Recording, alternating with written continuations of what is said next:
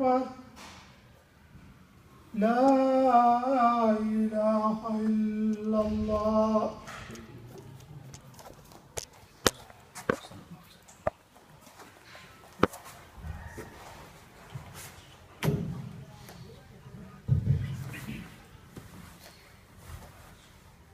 الحمد لله رب العالمين والعاقبة للمتقين والصلاة والسلام على سيد الأنبياء والمرسلين وآله الطيبين الطاهرين وعلى آله وأصحابه أجمعين. قال الله تبارك وتعالى في القرآن المجيد والفرقان الحميد: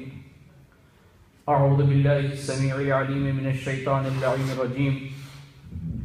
بسم الله الرحمن الرحيم. وَإِذِ ابْتَلَى إِبْرَاهِيمَ رَبُّهُ بِكَلِمَاتٍ فَأَتَمَّهُنَّ قَالَ إِنِّي جَاعِلُكَ لِلنَّاسِ إِمَامًا قَالَ وَمِنْ ذُرِّيَّتِي قَالَ لَا يَنَامُ أَحَدُ الظَّالِمِينَ. صدق الله العظيم. وقال الله عز وجل أيضا في مقام آخر: وَلَنَبْلُوَنَّكُمْ بِشَيْءٍ مِّنَ الْخَوْفِ وَالْجُوعِ وَنَقْصٍ مِّنَ الْأَمْوَالِ وَالْأَنفُسِ وَالثَّمَرَاتِ وَبَشِّرِ الصَّابِرِينَ الَّذِينَ إِذَا أَصَابَتْهُمْ مُصِيبَةٌ قَالُوا إِنَّا لِلَّهِ وَإِنَّا إِلَيْهِ رَاجِعُونَ. صدق الله العظيم. قال النبي صلى الله تعالى عليه وعلى آله وأصحابه وبارك وسلم: الحسن والحسين سيدا شباب أهل الجنة، أو كما قال النبي صلى الله تعالى عليه وسلم: سبحانك لا علم لنا إلا ما علمتنا إنك أنت العليم الحكيم. رب اشرح لي صدري ويسر لي أمري واحلل عقدة من لساني يفقهوا قولي واحلل عقدة من لساني يفقهوا قولي. اللهم صل على محمد وعلى آل محمد كما صليت على إبراهيم وعلى آل إبراهيم في العالمين إنك حميد مجيد. اللهم بارك على محمد وعلى آل محمد كما باركت على إبراهيم وعلى آل إبراهيم في العالمين إنك حميد مجيد. قابل صد احترام تعظیم معزز محترم بزرگوں، نوجوان دوستوں، پردہ نشین ماں اور بہنوں، السلام علیکم ورحمۃ اللہ تعالی وبرکاتہ.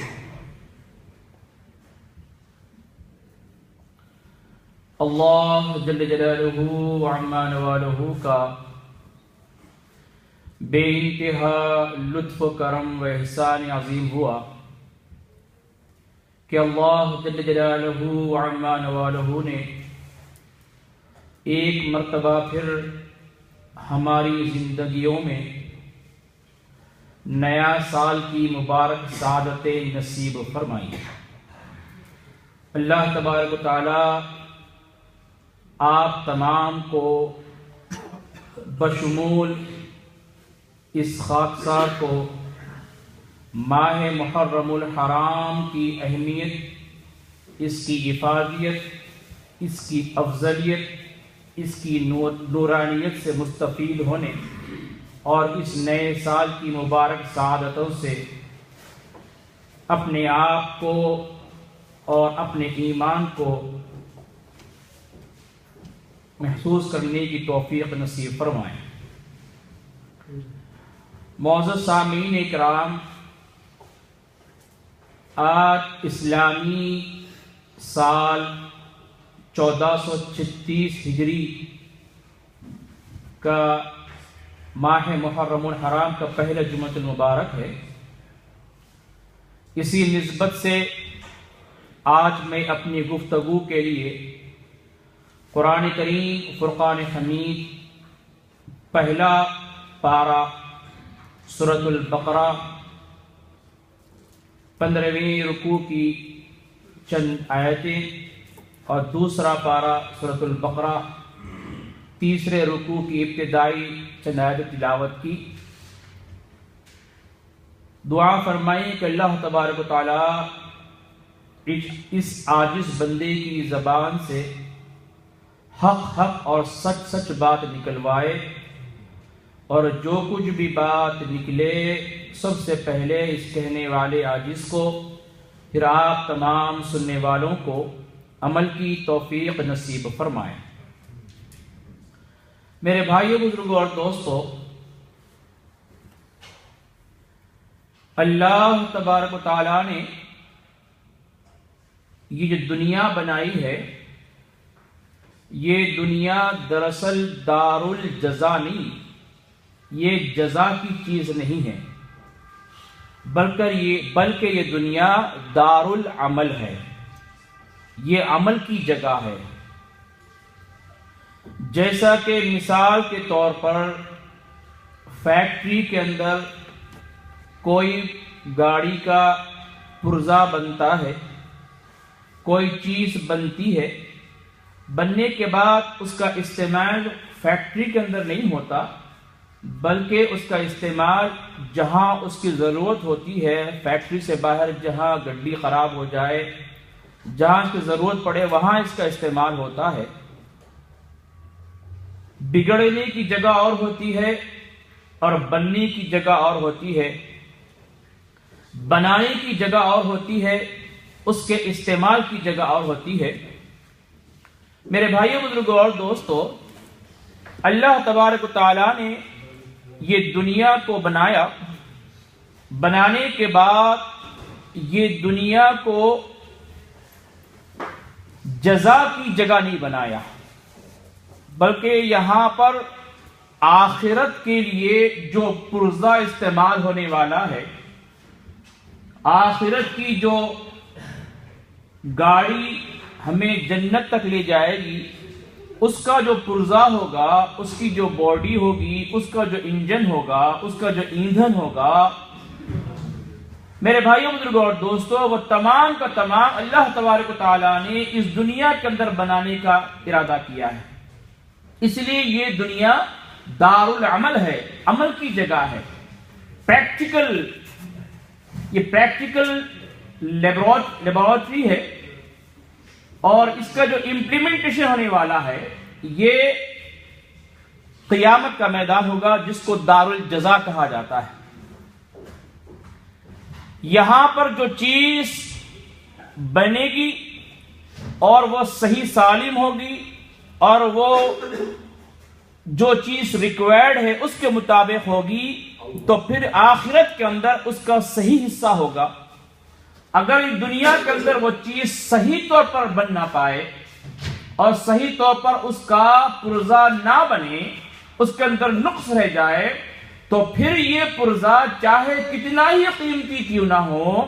کتنا ہی اعلیٰ کیوں نہ ہو، کتنا ہی پیسے کے اعتبار سے کاسٹلی کیوں نہ ہو،